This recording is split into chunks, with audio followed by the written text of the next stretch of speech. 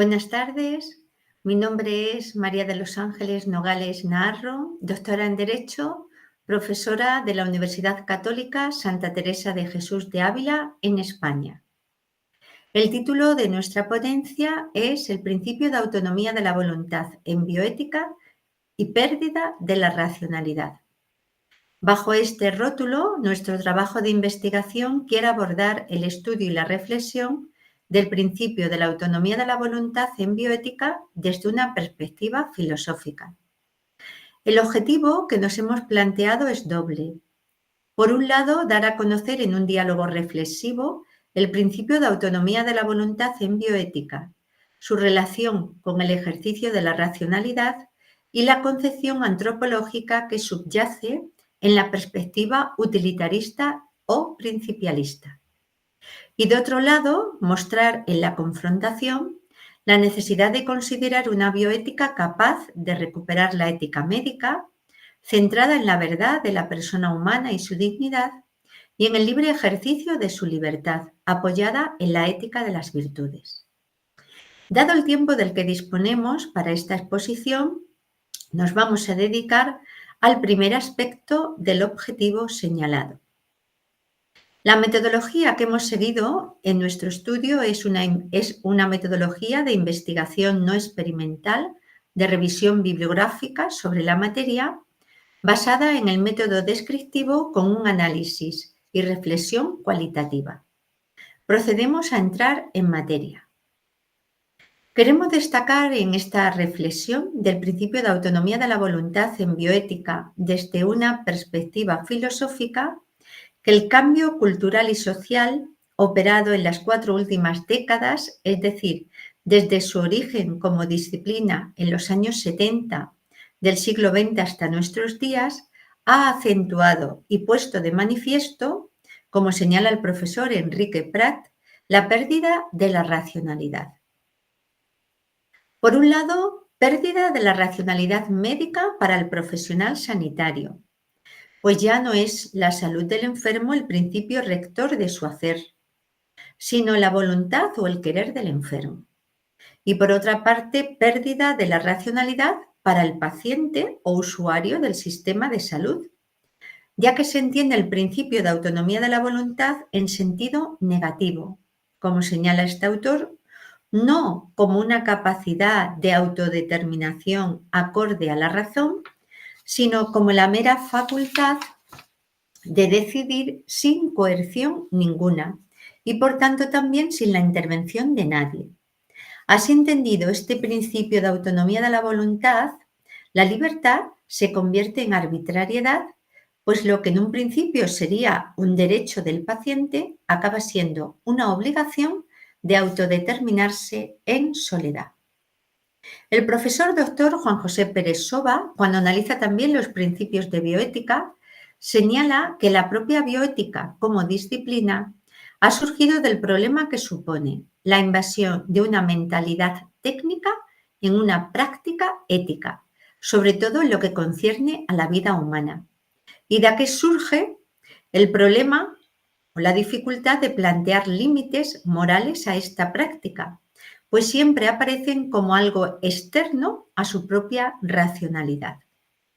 Apunta además pues, que esta cuestión es especialmente evidente en la formulación del principio de autonomía de la voluntad, pues incluso ya se le ha llegado a quitar la impronta que tenía de ética formal en la formulación del concepto de autonomía en Kant. Dicho de otro modo, en el concepto de autonomía se ha dejado de lado principios verdaderamente éticos y se ha volcado en un modo de razonar fundamentalmente técnico. Ya no interesa buscar el sentido de la acción desde la perspectiva del sujeto que actúa, ya sea el profesional sanitario, ya sea el paciente, en el sentido de lo que hace y cómo se revela el valor moral de su acción y de la vida humana, sino que simplemente se pretende encontrar en estos principios fácil aplicación para conseguir maximizar unos resultados de una forma plausible. La razón de esta primacía de la racionalidad técnica sobre la ética es doble. El profesor Pérez Sofas señala que, por un lado, la bioética ha nacido en un ámbito juridicista, es decir, se dirige a determinar responsabilidades civiles en cuestiones éticas. Por eso lo que busca es un método de fácil acuerdo, procedimientos objetivos que luego se puedan aplicar a cada caso. Y se privilegia la determinación de unos resultados, procedimientos consensuados, que sirvan de una especie, dice él, de escudo técnico ante cualquier reclamación. La segunda razón que señala esta clara primacía de la racionalidad técnica sobre la ética, y que no es menos importante, es que procura un sistema ético que esté siempre al servicio del crecimiento de los intereses científicos técnicos. Es decir, admite una racionalidad siempre que esté subordinada al modo técnico de la práctica. Una ética, en cierto modo, que nunca pueda plantear límites al poder de experimentar con la técnica. Y claro está, una racionalidad así fundada en estos principios, de por sí, tiene que ser de una neutralidad ante los fines. Este modo de razonar, que relaciona la acción con el fin moral de un modo técnico, es decir, según esa relación de medios y fines, y no según una relación intencional del sujeto que actúa y que busca el bien específico de la persona, tiene como consecuencia que no se buscan estos principios tanto una realidad objetiva cuanto al modo de delimitar o cómo se hace. De ahí viene que se debe contar con la voluntad del enfermo, principio de autonomía, y además en relación con los demás enfermos y sistema sanitario se incluiría en el principio de justicia. Pero es algo distinto y separado incluso de la propia objetividad de la técnica médica. Otra cuestión que también nos podemos plantear es cómo se entiende o en qué sentido se utiliza el término autonomía en bioética. Pues principalmente en dos. Uno de ellos lo encontramos en el modo autónomo de la toma de decisiones y otro en una autonomía, digámoslo así, de capacitación funcional, de movimientos, en la cual incluiríamos también la capacidad racional. Pues bien, el principio de autonomía de la voluntad en bioética se refiere únicamente al primer sentido, es decir, al modo autónomo de toma de decisiones. En tanto que lo que pudiéramos decir, pues una autonomía vital del sujeto, es simplemente uno de los factores que son valorados en cierto modo en el principio de beneficencia, pero dentro de los resultados. Por otro lado, no se nos escapa también que bajo el término o expresión autonomía, en definitiva, también se quiere expresar, al menos en el sentir común, salvaguardar la libertad del hombre. Ahora bien, y aquí no podemos extendernos por el tiempo del cual disponemos, la libertad tiene un sentido profundamente ético, que escapa a un proceder meramente técnico. Por tanto, una de las conclusiones de nuestra exposición que podemos ir señalando es que se ha perdido la racionalidad de la persona que actúa. Es decir, es una ética en la que se ha perdido el sujeto. Es una ética sin sujeto, pues toda la deliberación se ciñe a los hechos y resultados exteriores. Incluso desde la perspectiva del médico, ya dejaría de realizar una acción moral y se le considera como un mero técnico. ¿Dónde está el cambio, por tanto, esencial en esa concepción principialista? Bueno, pues está en el modo de considerar al sujeto ético en esa relación de la racionalidad. Algunos autores, por ejemplo Moore, apunta que sería necesario recuperar la intención desde la perspectiva del sujeto que actúa, ya sea paciente, ya sea profesional sanitario.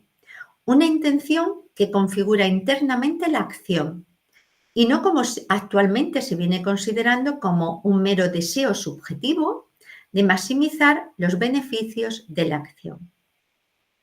Si andamos aún más en nuestra reflexión, nos podemos preguntar qué es decidir en autonomía. En este punto, pues vamos a seguir al profesor Enrique Prat cuando señala que autonomía no es arbitrariedad. Una persona actúa autónomamente cuando opta libremente por lo que moralmente debe optar, es decir, cuando sigue los dictados de su recta razón. Y en la cuestión que nos ocupa, en esa relación de médico-paciente, a fin de deliberar y decidir, esta dimensión relacional es especialmente importante en el enfermo, que es aquella persona que sufre y necesita ayuda, especialmente del médico, aunque no solo de él. También el resto del personal sanitario, el entorno familiar, forma parte de ese contexto emocional necesario para una verdadera autonomía de la autodeterminación del paciente.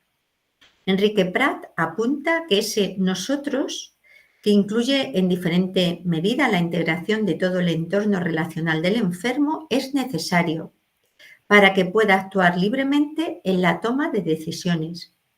Pues una autonomía en una soledad radical del individuo que le aísla de su entorno sería contrario al ejercicio racional.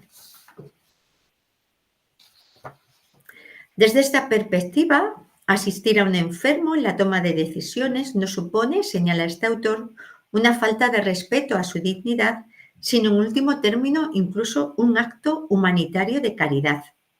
Y además en la práctica médica la regla general es que un enfermo prudente y sabio agradece también sinceramente pues esa asistencia.